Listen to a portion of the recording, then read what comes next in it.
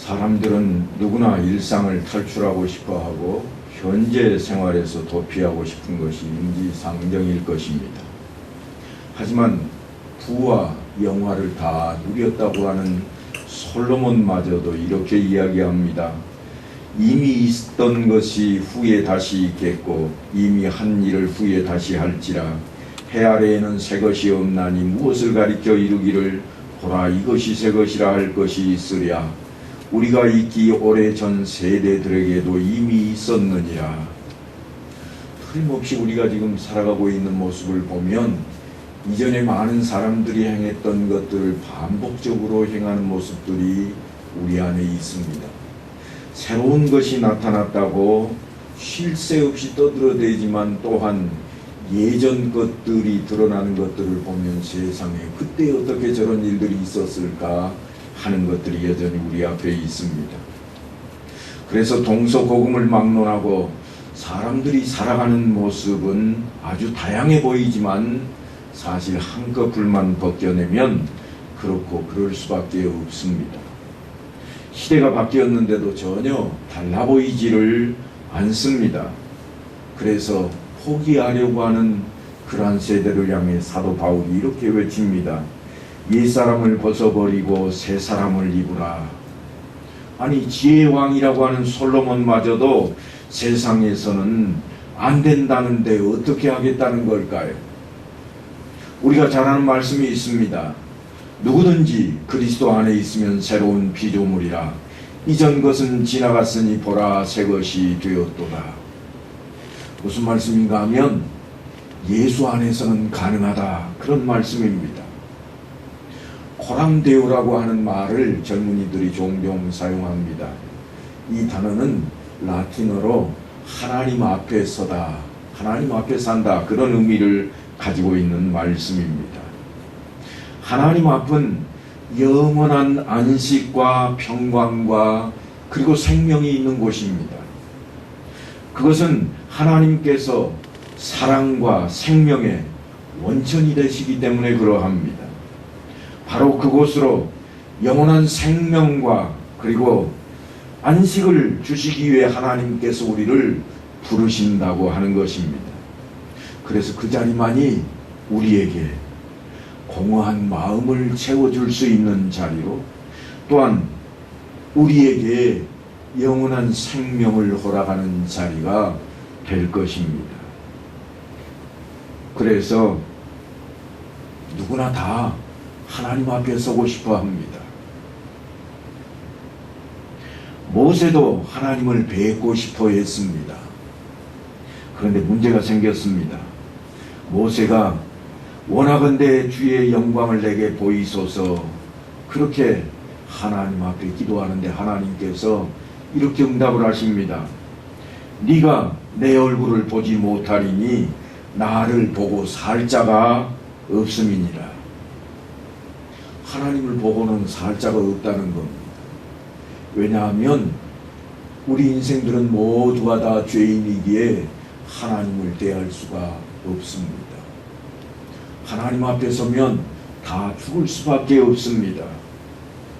그래서 하나님을 만나뵐 수가 없단 말인가 하고 낙담하고 있는 그 앞에 하나님께서 이렇게 말씀을 하십니다.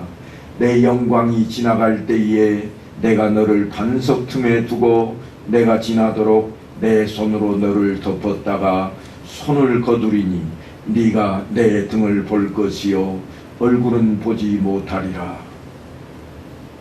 그러니까 하나님께서 하나님 좀 얼굴 좀 보고 싶습니다 그러는 모세 앞에 야 내 얼굴 보면 죽어. 그런데 네가 그렇게 내 얼굴을 보고 싶다고 하니 내가 긍휼을 베푸마. 내가 네 앞을 지나갈 때 너를 바위 틈에 숨기고 가려서 나를 보지 못하게 하였다가 내가 지나간 뒷면 뒷등을 보게 해 주리라. 그런 말씀입니다. 긍휼하신 하나님, 아무도 하나님 앞에 설 수 없기에 모든 사람은 하나님 앞에 죄인이어서 하나님을 바라볼 수 없는데 그 자리에 예수님께서 우리를 초청하십니다. 주님께서 하시는 말씀입니다. 내가 곧 길이요 진리요 생명이니 나로 말미암지 않고는 아버지께로 올 자가 없느니라. 왜 이렇게 초대하시는가 하면 이미 길을 만들어 놓으셨다는 겁니다. 하나님께서 하나님 앞에 설 수 없는 우리를 위해 그 길을 예비해 놓으셨다. 예수님으로 하여금 우리의 죄값을 대신 짊어지시고 대속제물이 되어서 십자가에 못 박히게 하신 하나님, 그 하나님께서 그것을 길러와여 우리로 하여금 하나님 앞으로 나설 수 있도록 해주셨다고 하는 것입니다. 그래서 어떻게 되는가 하면 하나님이 세상을 이처럼 사랑하사 독생자를 주셨으니 이는 그를 믿는 자마다 멸망하지 않고 영생을 얻게 하려 하심이라. 이것은 다름 아닌 우리로 하여금 하나님 앞에서 살게 하기 위한 것입니다. 죄인 되었던 우리를 살리시고 그 예표를 오늘 우리는 레인들을 통해서 만나보게 됩니다. 오늘 그 말씀을 좀 나누어야 하겠습니다. 우리는 몇 주 전에 요단 동편에 있는 아모리 족속을 진멸하시고 그 땅을 모세가 르벤 지파와 갓 지파 그리고 므낫세 반 지파에게 분배했다고 하는 내용을 살펴보았습니다.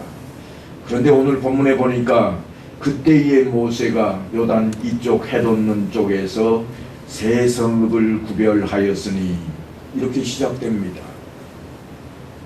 그러니까 모세는 지금 그 땅에 대한 이야기를 더 하고 싶은 겁니다. 요단 동편에 대한 이야기입니다. 지금 모압 평지에 서서 멀리 건너편에 있는 가나안 땅을 바라보며 지그시 눈을 감았던 모세가 다시금 생각해 낸 것이 시내산에서 있었던 하나님의 놀라우신 그 강림하심, 그리고 이어서 하나님의 긍휼하심을 그 백성들에게 알리고 싶어 합니다. 이스라엘 백성들에게 장차 하나님 나라를 예표하는 그 땅, 가나안 땅에 들어가서 젖과 꿀이 흐르는 그 땅을 들어가 살아갈 때 어떻게 살 것인가, 그 이야기를 시작하고 있습니다. 그래서 이 모든 작업은 한마디로 호람되어 하나님 앞에서 어떻게 살 것인가, 하나님 나라, 하나님의 통치 안에서 살도록 하기 위한 것입니다. 여기에는 분명히 하나님의 의도하심이 깔려 있습니다. 그것을 알기 위해 우리는 성경의 전체 맥락을 좀 살펴보아야만 되겠습니다. 이스라엘 백성들이 들어가서 차지할 땅, 가나안 땅의 경계를 약속하신 하나님께서 이제 그 땅을 지파별로 분배하는데 각 지파별로 지휘할 사람을 한 명씩 선출하라고 명령을 내리십니다. 너희는 또 기업의 땅을 나누기 위하여 각 지파에 한 지휘관씩 택하라. 하나님께서 누군가를 딱 끄집어내고 택하셔서 그에게 시키시는 것이 아니라 백성들이 스스로 자신들의 지휘관을 뽑도록 하고 있습니다. 지파별로 알아서 선출하라는 것입니다. 그래놓고 레위인들이 차지할 그 땅에 대해서 따로 말씀을 하고 있습니다. 대표로 뽑힌 그 사람들이 틀림없이 이제 각 지파별로 땅을 분할 내에서 나누게 될 것입니다. 그런데 그들이 받은 기업에서 레위인에게 거주할 성읍들을 주게 하고 너희가 레위인에게 줄 성읍들의 들은 성벽에서부터 밖으로 사방 1000규빗이라 그럽니다. 레위인들에게 성읍을 줘야 되겠다는 말씀을 먼저 합니다. 아직 땅이 그들이 차지하지를 못했습니다. 아직 지파별로 땅을 가지고 있는 게 아닙니다. 그럼에도 불구하고 각 지파별로 그 땅에 있는 성읍들을 골라서 레위인들에게 주라고 명령을 합니다. 성읍뿐만 아니라 그들에게 들판으로 성읍으로부터 적어도 약 500여 메타에 해당하는 그 들판까지는 다 레위인들에게 주어서 레위인들이 가지고 있는 가축들을 먹이게 하고 있습니다.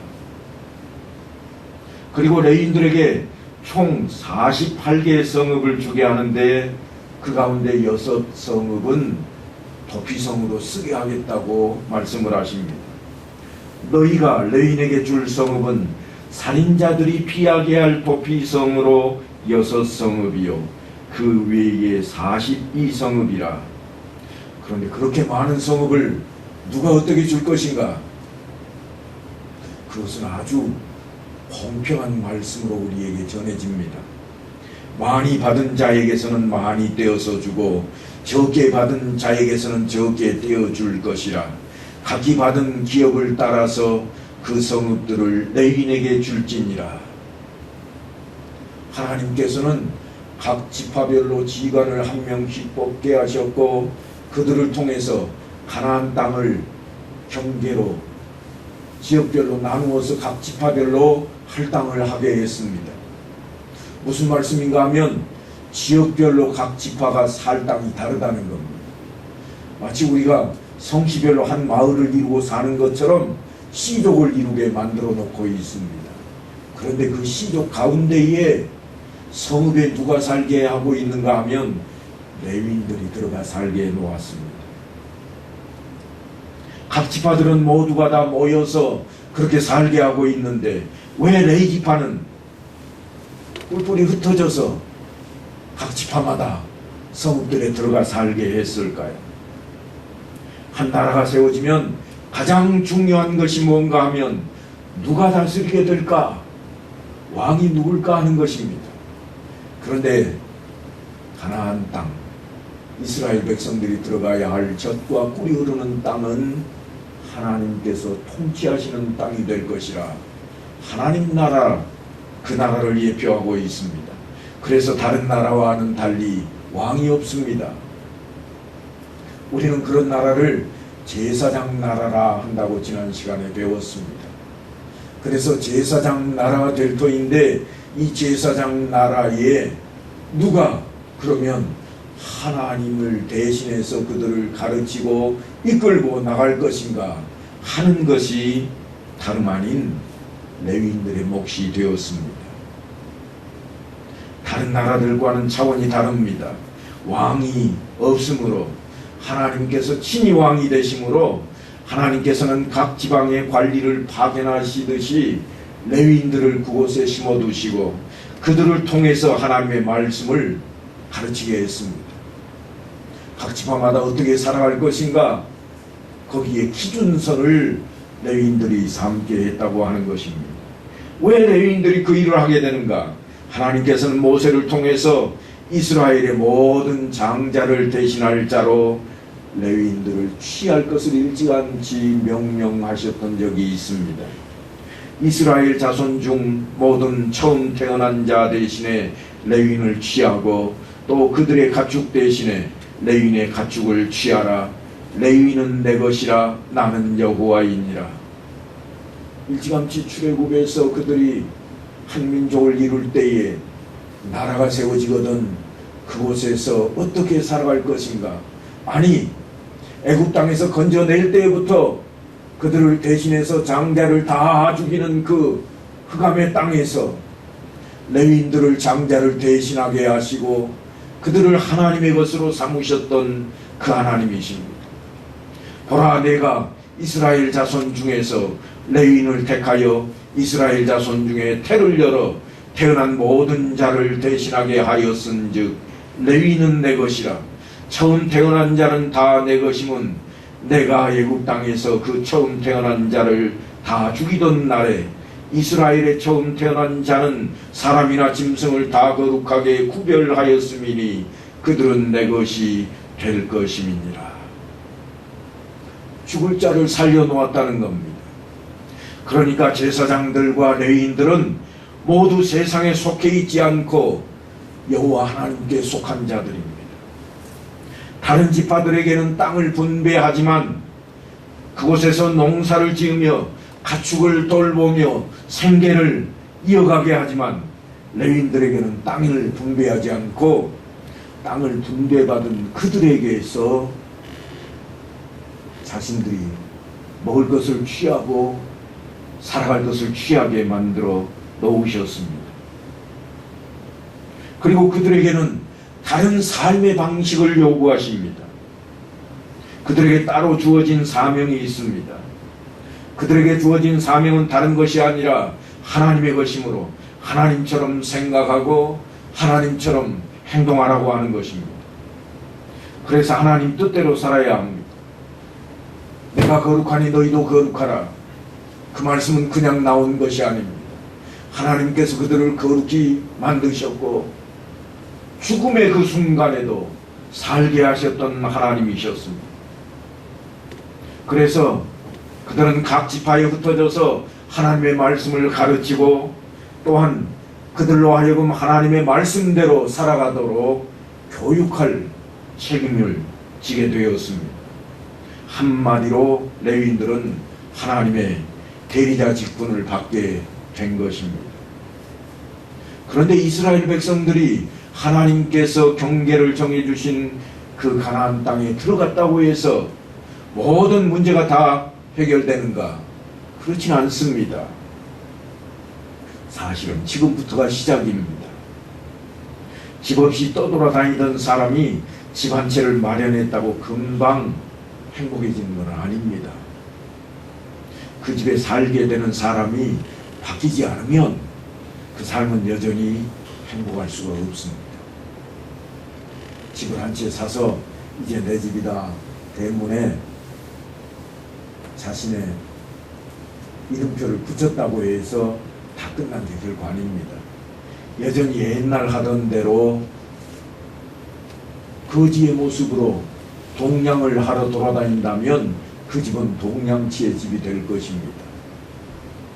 여전히 남의 것을 훔치고 그 훔친 것을 그 집에다가 모아들인다면 그 집은 도적의 소굴이 될 것입니다. 그러나 그 집에 아름다운 꽃을 심고 가꾼다면 꽃집이 될 것이요. 그 집이 늘 기쁨이 넘쳐나고 웃음소리가 늘 퍼져나간다면 사람들이 바라볼 때 저 집은 행복한 집이라 그렇게 이름이 붙여지게 될 것입니다. 바로 그 이야기입니다. 레위인들은 이제 각 지파에 흩어져서 이스라엘 백성들을 하나님의 말씀대로 가르치고 돌보고 변화시켜서 하나님 앞으로 인도할 사람들입니다. 그러니까 레위인들은 오늘날 교회와 같은 모습으로 예표를 하고 있는 것입니다.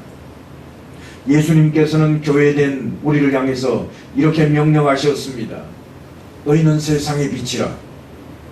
그러므로 우리의 삶이 어떤 모습이 되어야 할 것인지 이렇게 이어서 말씀을 전하십니다. 너희는 세상의 빛이라. 산 위에 있는 동네가 숨겨지지 못할 것이요 사람이 등불을 켜서 말 아래에 두지 아니하고 등경 위에 두나니 이러므로 집안 모든 사람에게 비치느니라. 이같이 너희 빛이 사람 앞에 비치게 하여 그들로 너희 착한 행실을 보고 하늘에 계신 너희 아버지께 영광을 돌리게 하라. 빛이라고 하는 것은 그 기능이 두 가지가 있습니다. 하나는 밝은 모습으로 나타내는 것이 있고 또 다른 하나는 그 빛이 어두운 것을 비추어서 밝게 하는 기능도 있는 것입니다. 모세는 만나 세대를 이끌고 요단 동편을 정복하고 또 그들이 들어가 차지할 가나안 땅의 경계를 각 지파의 대표들을 모아서 정하게 되었습니다. 땅을 분배한 것입니다. 그리고 각기 분배한 땅마다 성읍들을 미리 다 뽑아서 레위인들에게 주도록 그렇게 했습니다. 오늘 본문에 기록된 내용은 요단 동편에 있는 세 성읍에 대한 이야기입니다. 너희가 줄 성읍 중에 6을 도피성이 되게 하되 세 성읍은 요단 이쪽에 두고 세 성읍은 가나안 땅에 두어 도피성이 되게 하라. 민수기 마지막에 뜬금없이 도피성 이야기가 등장을 합니다. 그런데 이 도피성의 이야기는 하나님의 마음을 고스란히 담고 있는 그러한 모습입니다. 하나님의 긍휼하심, 이 6성읍은 이스라엘 자손과 타국인과 이스라엘 중에 거류하는 자의 도피성이 되리니 부지 중에 살인한 모든 자가 그 뒤로 도피할 수 있으리라. 그러니까 도피성은 생명에 대한 이야기로 연결이 되어지고 있습니다. 그곳에 들어가게 되면 살게 되는 겁니다. 아담과 하와의 죄로 인해서 인간은 누구라도 다 죄인이 되어서 형벌을 받아야 마땅할 자리에 들어서 있는데 죄로 인해 하나님의 공의가 그것을 놓아둘 수 없기에 인간을 향해 진노하시며 매를 들 수밖에 없는데, 하지만 한량없는 하나님의 사랑이 긍휼하심으로 우리를 구원하시기로 작정하시고 예수 그리스도를 이 땅에 보내신 것처럼 일찌감치 이스라엘 백성들 앞에 도피성으로 그 예표를 삼고 있습니다. 예수님을 이 땅에 보내심은 무엇을 위함인가? 죄인된 우리를 향해서 하나님이 세상을 이처럼 사랑하사 독생자를 주셨으니 이는 그를 믿는 자마다 멸망하지 않고 영생을 얻게 하려 하심이라 하는 것입니다.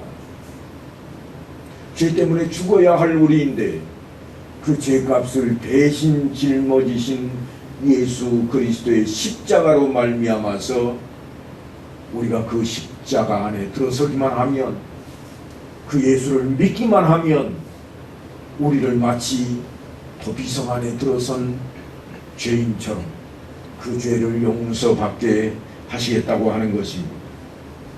우리는 하나님 앞에 떳떳하게 신앙생활을 하지 못했다고 생각할 때마다 회개를 합니다. 하나님 잘못했습니다. 용서해 주소서. 그런데 이처럼 회개하는 것이 마치 우리가 어떻게 하는가 하면, 지금까지 잘못한 거 용서만 해주시면 앞으로는 좀 잘해보겠습니다. 그래서 잘못했던 것을 만회하겠다는 식의 회개를 많이 합니다. 하지만 회개의 핵심은 이렇습니다. 내가 나를 의지하고 내 힘으로 하려고 했던 그 모든 것이 잘못되었습니다. 이제는 하나님만 의지하겠사오니 하나님 나를 도와주옵소서. 이게 사실은 회개의 근본입니다. 그런데 우리는 어떻게 하는가 하면, 지금까지 잘못했으나 이제는 잘해서 그동안 못했던 것 좀 만회하겠습니다. 그렇게 결심을 하고 주장합니다.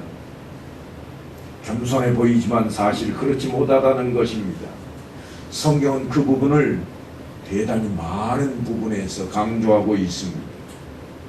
우리는 겸손이라고 하는 용어를 양보하거나 겸양하는 정도로 알고 있습니다만, 그래서 내게 자랑할 것이 있는데도 자랑하지 않고 뽐낼 것이 있는데도 뽐내지 않는 것을 겸손이라고 생각하고 있습니다만, 성경은 그런 것은 잘 포장된 교만이라 그렇게 교훈을 합니다.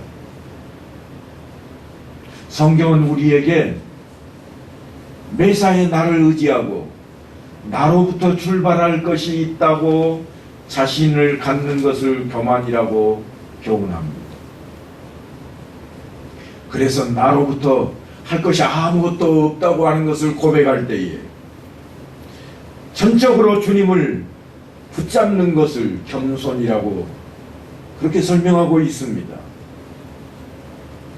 어떤 어려운 일들이 국가적으로나 사회적으로나 가정적으로나 내 개인적으로 일어나서 나를 곤혹스럽게 할지 모릅니다. 그러나 그 모든 일에서 우리가 꼭 기억해야 할 것이 무엇인가 하면, 하나님께서 우리를 사랑하고 계신다고 하는 겁니다. 긍휼하게 하심으로 우리를 늘 인도하신다고 하는 사실을 잊으면 안 되겠습니다. 이사야 선지자의 글을 보면 이런 내용이 있습니다. 여인이 어찌 그 젖 먹는 자식을 잊겠으며 자기 태에서 난 아들을 긍휼히 여기지 않겠느냐. 그들은 혹시 잊을지라도 나는 너를 잊지 아니할 것이라. 자기가 낳은 자식을 잊어버릴 어미는 없습니다. 그래서 생겨난 말이 10손가락 깨물어 아프지 않은 손가락 없다는 이야기가 우리 앞에 있습니다. 아무리 귀한 것이 이 중에 있다 할지라도 그 중에 어느 것 하나도 깨물어서 아프지 않을 것은 없는 것입니다. 그런데 하나님께서 하시는 말씀이 그렇게 귀하게 여기는 자식일지라도 버릴 수밖에 없는 그런 의미가 있을지라도 나는 그러지 않겠다. 그렇게 단호히 약속의 말씀을 전합니다. 그리고 그러한 표현을 오늘 어떻게 하시는가 하면 이 6성읍은 이스라엘 자손과 타국인과 이스라엘 중에 거류하는 자의 도피성이 되리니 부지 중에 살인한 모든 자가 그리로 도피할 수 있으리라. 지금 예수 그리스도를 예표하는 모습으로 도피성을 우리 앞에 만들게 하시고 하나님의 긍휼하심을 내비치고 있는 모습입니다. 너희는 다 죄인이라 의인은 없나니 하나도 없다고 고백하는 우리 앞에 그래도 너희에게 내가 살 길을 열겠으니 그 길이 무엇인가? 예수 그리스도를 우리 앞에 보내는 일이었습니다. 독생자를 우리 앞에 보내시고 우리의 죄값을 대신 짊어지게 하신 그 사건, 십자가 사건을 바라보고 회개하는 자마다, 그를 믿는 자마다 살게 하시겠다고 하시는 그 약속의 말씀입니다. 이는 과거에 원한이 없이 부지 중에 살인한 자가 그곳으로 도피하게 하기 위함이며 그중 한 성읍으로 도피한 자가 그의 생명을 보존하게 하기 위함이라. 하나는 광야 평원에 있는 베셀이라 루벤 지파를 위한 것이요 하나는 길앗 라못이라 갓지파를 위한 것이요 하나는 바산 골란이라 므낫세 지파를 위한 것이었더라. 도피성은 사람을 살리는 성읍이 되었습니다. 그래서 도피성에 머무는 사람들은 이 도피성을 알려야만 합니다. 곳곳에 도피성을 향한 표지판을 세워야 했고 또한 도피성에 누군가가 들어오면 그곳에서 살아갈 수 있도록 거처를 마련해 놓고 생필품도 준비해 놓게 했습니다. 그래서 부지 중에 실수로 사람을 죽게 한 자는 다 그 피난처를 향해 쫓아오게 했습니다. 아니 나는 죄인이라고 고백하는 모든 자들 중에 예수를 믿는 자에게는 하나님께서 이미 그 도피성과 같은 하나님의 품으로 긍휼하신 그 품으로 달려들게 만드셨다고 하는 것입니다. 내가 곧 길이요 진리요 생명이니 나로 말미암지 않고는 아버지께로 올 자가 없느니라. 그 길이 그 도피성이 우리 앞에 놓여 있습니다. 그런데 누구라도 그 성에 들어갈 수 있을 것인가? 주님께서는 이런 말씀을 우리에게 다시 한번 전해 주십니다. 나더러 주여 주여 하는 자마다 다 천국에 들어갈 것이 아니요 다만 하늘에 계신 내 아버지의 뜻대로 행하는 자라야 들어가리라. 하나님의 뜻대로 행하는 자가 되어야 한다고 하는 것입니다. 하나님의 뜻을 떠나면 들어갈 수가 없습니다. 하나님께서는 틀림없이 세상을 사랑하신다고 약속하시면서 그를 믿는 자는 멸망치 않고 영생을 얻게 될 것이라 약속하셨고 그것이 하나님의 뜻이었습니다. 뿐만 아니라 너희 빛이 사람 앞에 비치게 하여 그들로 너희 착한 행실을 보고 하늘에 계신 너희 아버지께 영광을 돌리게 하라고 하는 것이 하나님의 뜻이었습니다. 너희는 세상의 빛이라. 그 말씀을 놓치지 말게 하고 있는 엄청난 그러한 요구입니다. 그래서 우리는 이제 작심하고 너희는 세상의 빛이라 하신 말씀을 따라서 우리의 삶이 세상에 본이 되어서 드러나는 삶으로 열매 맺는 삶이 다 되어질 수 있게 되기를 간절히 축원합니다.